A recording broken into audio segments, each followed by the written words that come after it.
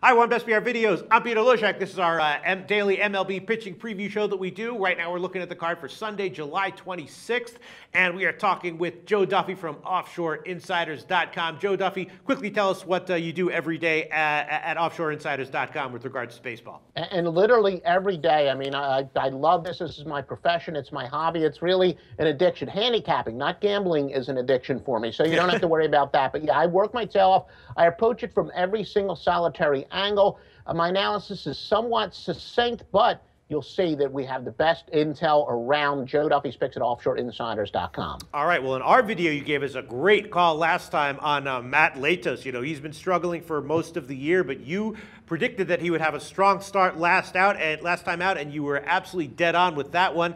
Now he's going to be going on the road at San Diego, another reasonably soft spot for him. Do you expect another good start from Latos? He also had only 84 pitches in that excellent 7-inning start that he had. It is amazing how veteran pitchers will generally crest to their level. Latos was, a solid starter. He just started out the year he was abysmal, but he has settled in, and now he is clearly trending upward. So I see no reason to think that he's not going to continue to trend upwards. He's pitching very well right now. So you would expect more of the same from Latos? Yes.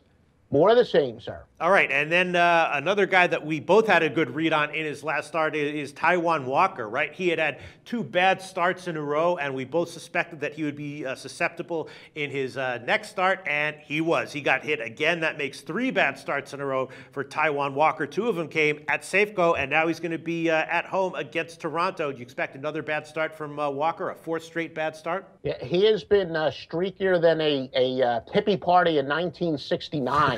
I mean, he has looked like Cy Young at some points, and he has looked like, a number 6 starter at other points. Right now, he's got a 9.39 ERA in his past 3 starts. We know that he has quote-unquote great stuff, but I've always said that that's a little bit overrated. Too many people fall in love with guys that can throw these sorties, and he's been a little wild, and you're still going to put some movement on the ball.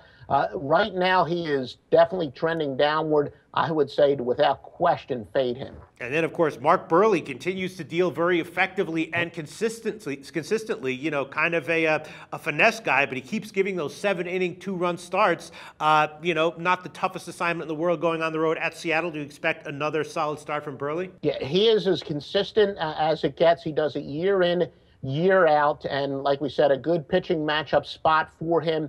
Yeah, you're talking about a consistent pitcher against an erratic pitcher, and I really think Walker is in a fade spot, and Buehrle is just so darn consistent. Definite pitching matchup advantage for the road team. Okay, maybe Toronto will have some value there. And then another one where there might be a pitching matchup, the Texas at the Angels. This guy, Andrew Heaney, has been absolutely awesome in his first 5 starts this year. Do we expect a 6th awesome start from this guy at home against Texas? And not to mention, Nick Martinez has a 6.98 ERA in his last 5 starts in the major leagues.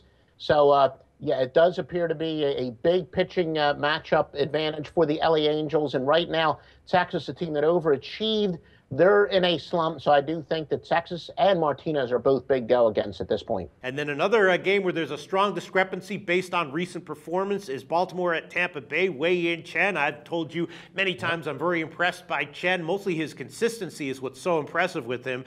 You can't go too wrong when you take him. You might go a little bit wrong. Actually, his last start was kind of the bottom for him, and even that wasn't that bad. He's going to be on the road against Tampa Bay. We know that Tampa Bay has a relatively weak lineup this year, so maybe it'll be back to more of the 7 innings, 1 or 2 earned runs outing for Chen. And Matt Moore, 4 straight poor starts in his return from the disabled list. His minor league numbers were actually pretty decent, but in the majors he hasn't gotten it done. Do we expect a 5th straight subpar start from Matt Moore? And not only that, in the case of Moore, he's really struggling to throw the ball over the plate, so sometimes that means a guy's going to wind up throwing more fastballs than he would like to, and instead of walks, they turn into home runs. So we agree, Chen, and you're right, you have been all over his wood from day one. He has been the mark of consistency as well. I guess it's the second pitcher I described as the mark of consistency, Buehrle over his career, but Chen certainly this year, and Moore has been awful over his last 4 starts. So a big pitching advantage for Baltimore. All right, maybe we've identified 3 solid leans here for Sunday. Lean Baltimore,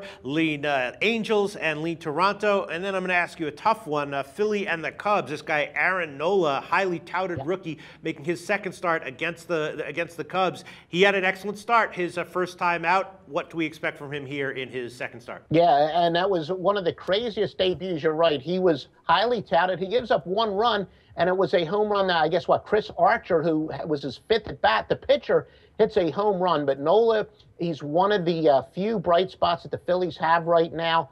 He is a stud, and I think the old thing about the first time around the league, if anything, might be a good spot to go with him. Of course, he is pitching for the Phillies, which is the downside. So maybe an under would be something to look at. But also keep in mind, they're going to protect him. I would say the over-under is 6 innings at the most, so the Phillies are going to have to go to their bullpen. And not that, their bullpen is that bad, especially if they have the lead and they go to Papelbon, who's not too shabby. But maybe the under would be a pretty good play. Right, especially since Hamill is going on the other side for the Cubs. He is very reliable, especially when he's going up against weaker lineups. All right, that's it for Sunday, July 26th. I think we've identified some decent plays, though. Joe, is there anything we didn't get to that you'd like to mention? Well, I mean, the old Jacob deGrom, he's been incredible at home. He's been even better at home than on the road. But again, he's not the easiest pitcher to get great value on, especially when he's at home. If anything, Michael Wacha, a guy who had a great start, he's been so-so as of late. He's slowing down, giving up 5 runs in each of his last 2 starts. So I'm looking to possibly fade Wacha. If I go with Wacha, it'll be a mild surprise, but I do have a check mark next to him being good value to fade. Joe Duffy's website is offshoreinsiders.com, and that, of course, is where you can find his absolute final picks every day. Joe, thanks so much, Joe. Talk to you again very soon.